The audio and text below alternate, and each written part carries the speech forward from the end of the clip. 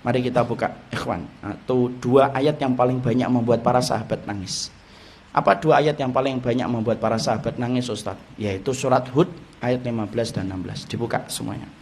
Abdullah bin Mubarak, seorang ulama, itu berkata, aku ini perhatikan para sahabat kalau membaca Quran. Jadi kalau para sahabat itu membaca Quran, maka kemudian Abdullah bin Mubarak itu memperhatikan, ini kalau para sahabat membaca Quran itu, apa surat yang paling banyak membuat mereka sedih dan banyak air mata mereka yang jatuh.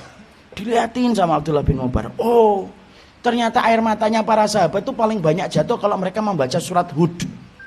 Dan di antara ayat-ayat di dalam surat Hud itu, apa yang paling banyak membuat air matanya para sahabat itu jatuh itu yang apa?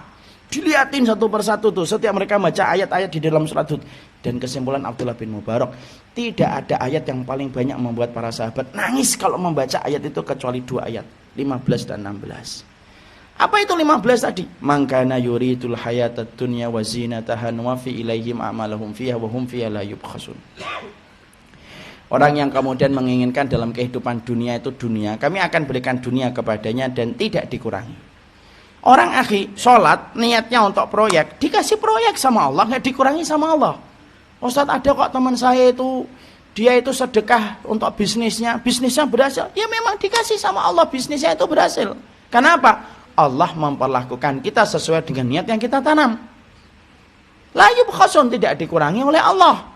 Ada orang kemudian sholat tahajud supaya kemudian tokonya laku. Ya tokonya laku, dikasih sama Allah. Dan Allah mengatakan apa? Nuwafi ilaihim a'malahum fiha wa hum fiha la yubkhasun. Allah menyampaikan, kami kasih sesuai dengan apa yang mereka inginkan dari dunia itu, dan kami tidak mengurangi sesuai dengan apa yang mereka usahakan. Itu kata Allah.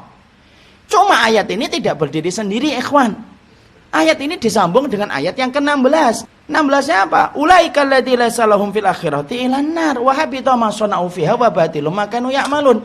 Orang-orang yang semacam itu sudah dikasih balasannya dan ganjarannya di dunia, di akhiratnya enggak mendapatkan apapun kecuali neraka. Sia-sia apa yang mereka lakukan, batil atas apa yang mereka usahakan.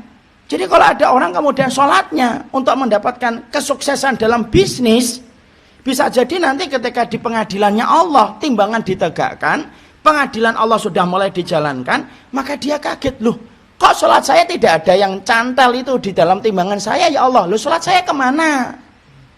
Allah jawab, nah sholat kamu kan untuk proyek, dan aku sudah jadikan proyek kamu berhasil kan?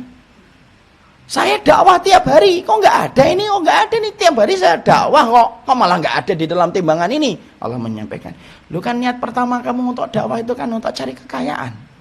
Sudah aku kayakan kan dirimu dengan apa yang kamu kemudian terima. Ada orang nanya, loh saya sholat duha tiap hari, kok sholat duhanya nggak ada di dalam mizan kebaikan saya ya Allah? Allah jawab, loh sholat duhamu itu kan supaya kemudian ketika kamu lagi merintis bisnis, bisnismu sukses. Lu kan sudah aku jadikan bisnis kamu sukses di dunia. Emang kamu lupa kamu ini sukses dalam bisnisnya ketika di dunia? Dan akhirnya apa? Tidak mendapatkan apapun kecuali balasannya neraka yang dijanjikan oleh Allah ketika kemudian dia meniatkan dengan apa yang dia datangkan selain Allah. Allah itu berinteraksi sesuai dengan niat yang kita tanam, ikhwan. Kalau saya dakwahnya niat pertama saya adalah untuk kemudian kekayaan, ya dikasih kekayaan sama Allah. Kalau antum kemudian puasa sunnah, antum sholat tahajud dan lainnya itu supaya kemudian antum mendapatkan sekeping dari kenikmatan dunia, dikasih sama Allah. Tapi ingat ya, di akhiratnya nggak dapat apa-apa. Kenapa? Sudah disegerakan oleh Allah di dunia. Makanya sampai-sampai para sahabat Nabi itu kalau makan kurma, ini sering saya ulang-ulang. Para sahabat Nabi itu kalau makan kurma nangis. Kalau ditanya kenapa nangis? Dua sebab. Satu, karena kurma kami lebih gede daripada kurma yang dimakan Rasul. Dua, karena mereka khawatir, ya Allah jangan-jangan balasan ibadah kami itu sudah Allah kasih dengan kurma-kurma enak yang kami nikmati ketika di dunia. Jangan-jangan di akhiratnya sudah tidak ada lagi balasan. Itu para sahabat itu saking sensitifnya sama cinta akhirat itu sampai perkara kecil itu dipikirkan mendalam oleh mereka.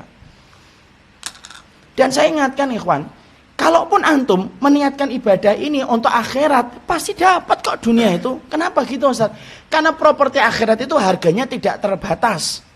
Luar biasa mahal. Kalau yang mahal aja antum dapat, apalagi properti dunia yang harganya recehan dibandingkan dengan kenikmatan akhirat, yaitu surga. Hmm.